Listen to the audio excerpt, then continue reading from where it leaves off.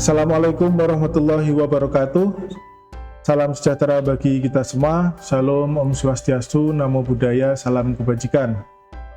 Kembali lagi dalam program Bawaslu Bicara.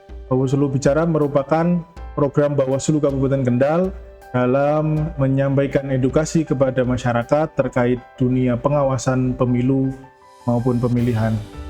Nah, pada kesempatan kali ini kita mengambil tema peran santri dalam menjaga daulat demokrasi. Dalam kesempatan kali ini memang bertepatan dengan peringatan Hari Santri, yaitu tanggal 22 Oktober tahun 2025. Hari Santri sendiri merupakan bagian dari cikal bakal atas resolusi jihad pada tanggal 22 Oktober 1945. Sekaligus sudah ditetapkan oleh Presiden kita, yaitu Bapak Joko Widodo pada tanggal 15 Oktober tahun 2022 dalam keputusan Presiden nomor 22 tahun 2015. Nah, pada kesempatan kali ini sudah hadir di hadapan saya yaitu Dr. Kiai Haji Munadirin MPDI. Beliau adalah Ketua Program Studi PAI di Sekolah Tinggi Islam Kendal. Bagaimana kabarnya Pak Munadirin? Alhamdulillah, baik, sehat. Sehat nggih Pak. Nah, kita kali ini akan membahas terkait peran santri dalam menjaga daulat demokrasi. Mungkin bisa dijelaskan kepada masyarakat posisi santri itu dalam menjaga daulat demokrasi seperti apa? Baik. Terkait dengan makna daulat demokrasi dan posisi rakyat termasuk santri dalamnya, ya, itu memang tidak bisa dilepaskan dari sejarah panjang. Ya. Peran santri itu multifungsi kalau saya memaknai, tidak hanya terkait tentang demokrasi saja, tapi secara menyeluruh. Berkaitan dengan yang ditanyakan, kedaulatan demokrasi bermakna seluruh kewenangan politik sumber dari rakyat yang menyalurkannya melalui mekanisme konstitusional. Pemilu yang jujur, adil, serta kontrol warga atas penyelenggara negara. Nah, santri menempati posisi strategis sebagai pemilik suara, penyebar literasi politik beretika, sekaligus penjaga nilai publik di akar rumput. Sikap sidik, amanah, patonah tablek membentuk habitus kewargaan yang menolak politik uang, hoax, dan intimidasi. Jadi partisipasi santri menjaga siklus akuntabilitas, memberi mandat saat pemilu, mengawasi setelahnya, dan mengevaluasi kinerja wakil melalui kanal advokasi. Integritas ini memastikan demokrasi tidak berhenti pada bilik suara, melainkan berlanjut sebagai etos kewargaan dalam kehidupan sehari-hari. Oh ya, berarti tadi disampaikan oleh Pak Munadirin terkait nilai-nilai seorang santri.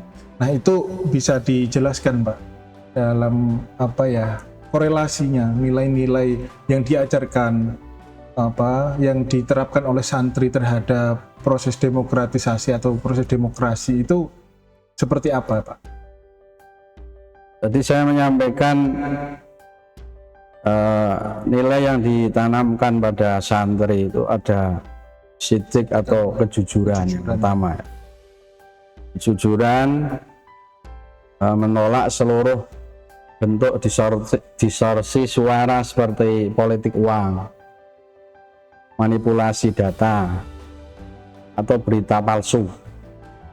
Dan yang kedua ada sikap amanah, menuntut pemilih dan penyelenggara untuk memegang janji, mematuhi aturan, serta menempatkan kepentingan publik di atas kepentingan golongan.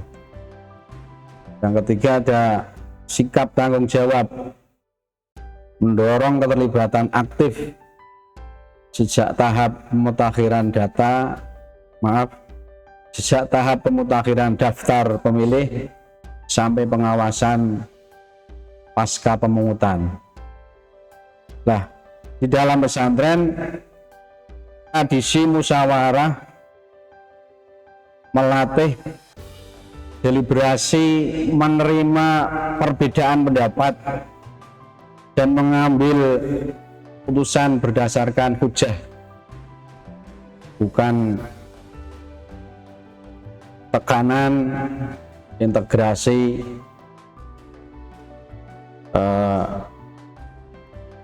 atau adab ilmiah dan akhlak sosial.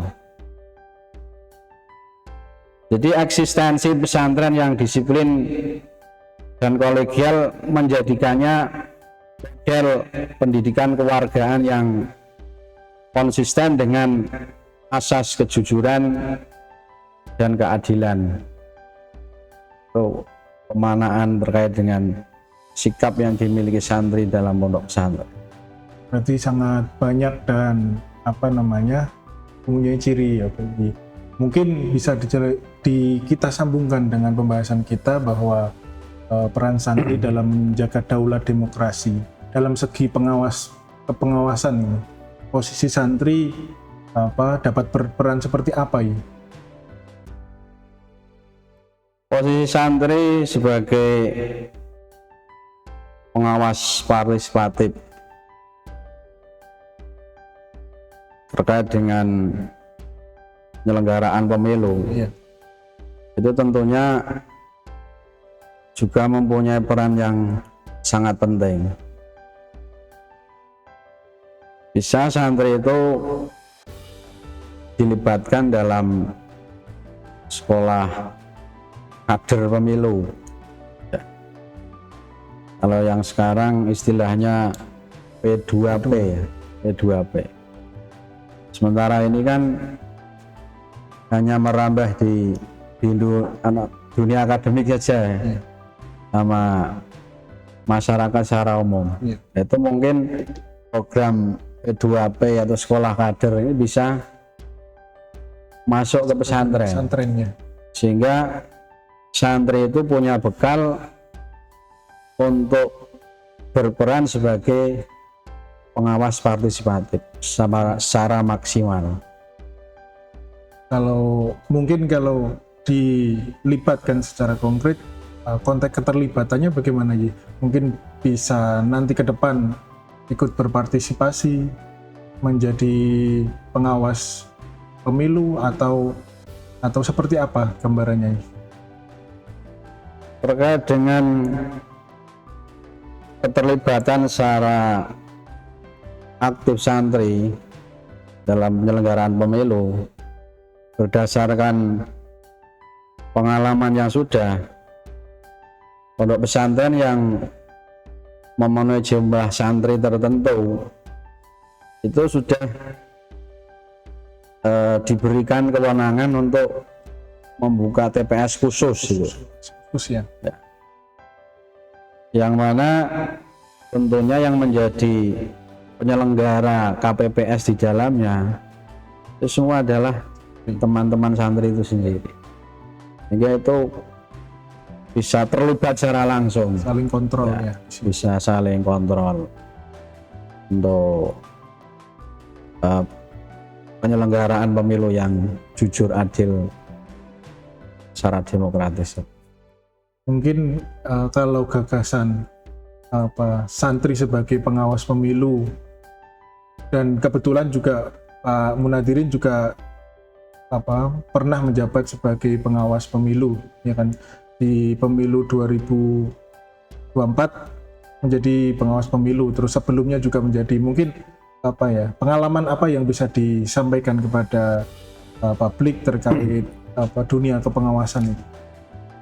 Baik, terkait dengan pengalaman yang saya peroleh setelah bergabung di Bawaslu, itu tentunya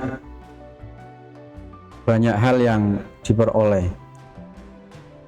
Paling tidak pengawas pemilu yang direkrut dari kalangan santri ini secara sikap yang dimiliki, yang sudah diajarkan di pesantren seperti tadi sidik, amanah, fatonah, tabligh, paling tidak itu sudah menjadi modal dasar. Nah, ketika yang bersangkutan terlibat sebagai pengawas, itu paling tidak mereka rambu-rambu dasar tadi sudah dimiliki, sehingga dengan kejujuran tadi, kemudian amanah, fatonah, tabligh tadi, itu kan tidak lepas dari harapan terselenggaranya pemilu yang baik tadi. Kalau tidak sudah punya nilai plus lah berkaitan dengan melibatkan santri dalam pengawasan. Mungkin kalau dari sisi pengawasan partisipatif ini, bagaimana pesantren bisa menjadi ruang edukasi politik ataupun ruang edukasi pengawasan pemilu? Mungkin bisa membuat forum-forum sosialisasi atau mengajak para santri yang lain untuk ikut peran serta dalam pengawasan. Dan terkait dengan hal itu, di dalam pesantren yang menjadi role model adalah Pak Yai ya. Jadi Pak Yai ini mengajar 1 kali 24 jam. Jadi Pak Yai ini dalam mengajar tidak hanya menekankan aspek transfer of knowledge atau hanya memperkaya pengetahuan otaknya saja, tapi lebih menekankan pada aspek afektif, sikap, perilaku, nilai-nilai etika. Nah, dari sini tentunya itu menjadi ruang edukasi bagi para santri. Bagaimana dia mengimplementasikan di dalam pondok pesantren itu untuk menjadi pemilih yang baik, kemudian jujur, bertanggung jawab. Itu saya rasa menjadi poin yang penting apa yang didapatkan di dalam pesantren. Mungkin kita akan geser terkait peran serta ini, Bawaslu, hubungan Bawaslu dengan pondok pesantren yang di dalamnya ada banyak santri, itu posisinya bagaimana ya dalam menyikapi menjaga daulat demokrasi ini?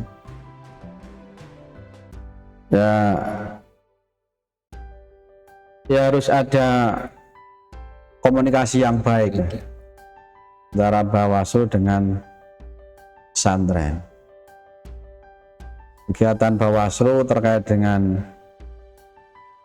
sosialisasi pengawasan partisipatif terhadap generasi muda ini sementara baru menyasar ke sekolah-sekolah formal. Mungkin ke depan bisa dikembangkan, bisa masuk ke pondok pesantren. sehingga santri itu benar bisa memahami secara teoritis, dan tentunya dengan bekal teoritis yang baik secara pemahaman tadi itu bisa diterapkan dalam lingkungan pondok pesantren.